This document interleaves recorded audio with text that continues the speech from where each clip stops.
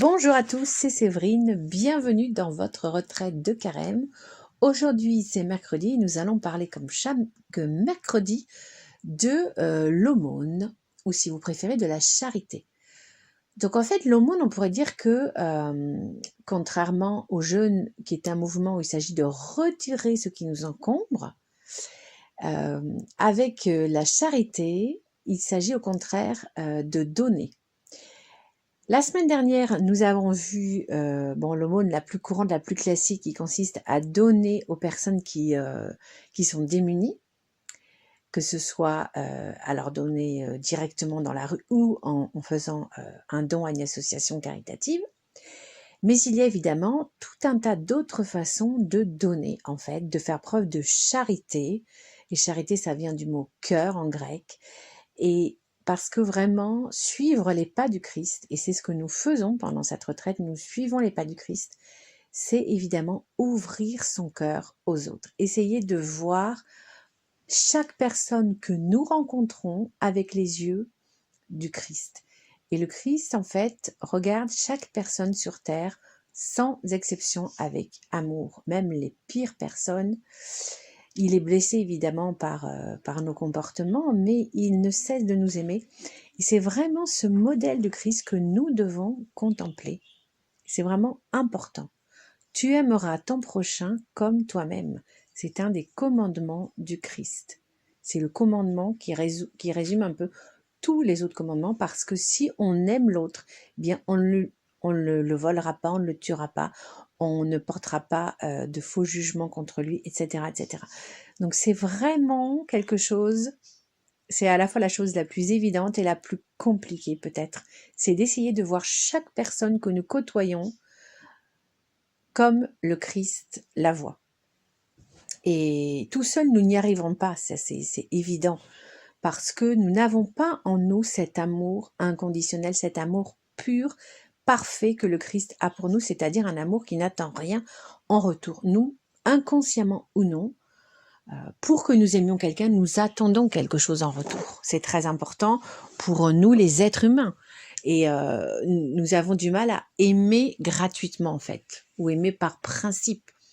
Alors demandons, voilà, je vous propose aujourd'hui que nous fassions une petite prière ensemble.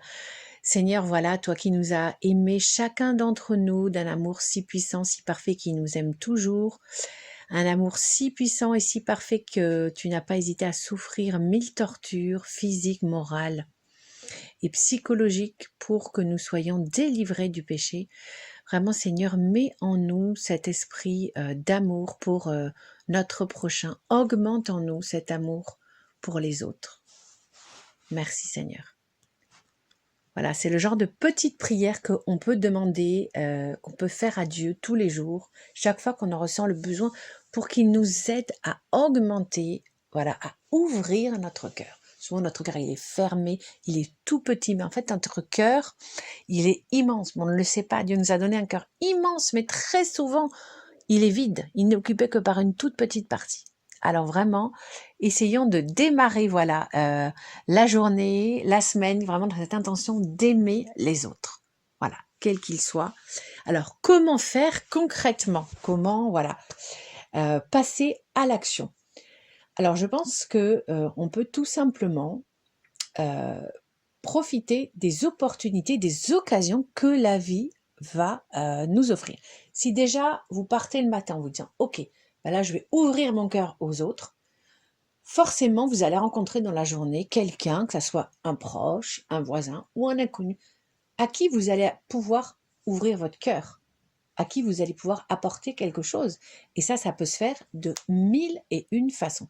Alors moi, il y a une façon que je trouve assez intéressante, c'est pour être sûr qu'on ouvre son cœur aux autres, c'est de se dire « Ok, si je rencontre quelqu'un aujourd'hui, et je sens que cette personne, elle a envie de parler pour, quelle que soit la raison, parce que c'est une personne qui est seule, parce que c'est une personne qui rencontre des problèmes de santé, des problèmes au travail, des problèmes avec ses enfants, eh bien, je vais arrêter de courir, je vais prendre le temps d'écouter cette personne, même si j'ai 1000 choses à faire. » Moi, c'est une petite règle que je me suis fixée. Je me suis dit, si tu croises quelqu'un et tu sens que cette personne a envie de parler, a besoin d'être écoutée, Si tu n'as pas un rendez-vous précis, à une heure précise, c'est-à-dire un rendez-vous médical par exemple, ou que tu dois aller chercher ton fils à l'école, eh bien tu t'arrêtes et tu accordes au moins 15 minutes à la personne. C'est vraiment ce que j'essaye de faire. Et franchement, en faisant ça, mais vous allez ouvrir votre cœur, vous allez réjouir le cœur du Christ, parce que souvent nous oublions que toutes nos belles actions, elles réjouissent le cœur de Dieu. Et il en a besoin d'être réjoui par nous, parce qu'il est bien plus souvent attristé par nous. Donc on va réjouir le cœur du Christ et on va voilà, montrer à cette personne ce que c'est qu'être chrétien en fait. C'est-à-dire qu'une personne chrétienne, elle doit être au service de ses frères, quels qu'ils soient d'ailleurs, chrétiens, non chrétiens, athées, d'une autre religion. Peu importe qu'on connaisse ces personnes, que ces personnes soient tout en haut de la hiérarchie sociale, que ces personnes soient tout en bas, il n'y a pas de hiérarchie pour le cœur. Toute personne mérite qu'on s'arrête pour l'écouter. Donc vraiment, essayez, voilà, une petite mise en pratique de comment ouvrir son cœur, de vous dire, mais voilà, je vais essayer pendant le carême de me fixer cette règle. Chaque fois que je rencontrerai quelqu'un qui aura envie de parler, même si j'ai 1000 choses à faire, je vais écouter cette personne. Voilà. Moi, petite anecdote, moi je suis une très très grande bavarde, c'est d'ailleurs pour ça que je fais des podcasts, et j'adore rencontrer les gens, j'adore les écouter, j'adore voilà, leur donner des conseils si vraiment ils me le demandent, et si je sens que l'Esprit Saint vraiment m'envoie comme ça une petite inspiration du moment. Et il m'est arrivé très très souvent, je devais partir faire des courses et je croise quelqu'un et je sens que cette personne a besoin de parler, et on s'est retrouvés à parler pendant 1 heure et demie, parce que alors moi quand je commence à écouter quelqu'un, à engager une conversation, je ne vois plus le temps passer.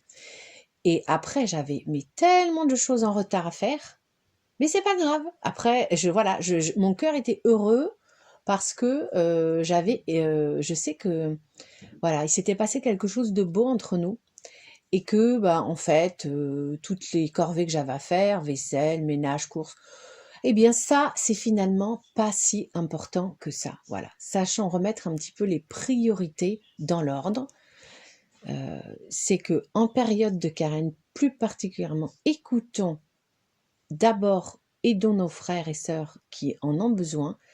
Et puis, avoir une maison impeccable, la vaisselle, tout ça, c'est important aussi, mais quand il y a quelqu'un qui va pas bien, ben ça passe en deuxième position. Voilà, donc vraiment Seigneur, donne-nous le sens des priorités qui ne correspondent pas toujours à ce que la société nous dit, mais sachons aller vraiment contre la société quand c'est nécessaire. Et vraiment Seigneur, aide-nous à te suivre dans ce chemin d'ouverture du cœur envers chaque personne que nous côtoyons. Voilà, ce petit podcast est terminé pour aujourd'hui. Merci de liker et de partager autour de vous pour répandre l'amour du Christ. On se retrouve vendredi où nous parlerons de notre vie de prière. Que Dieu vous bénisse. À très bientôt.